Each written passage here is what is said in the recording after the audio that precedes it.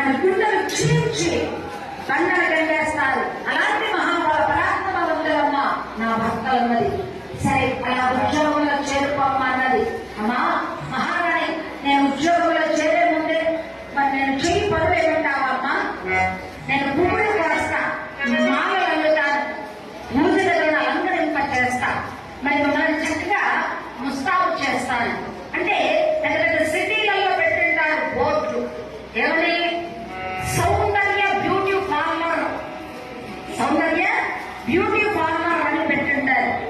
అంటే వీళ్ళు మహా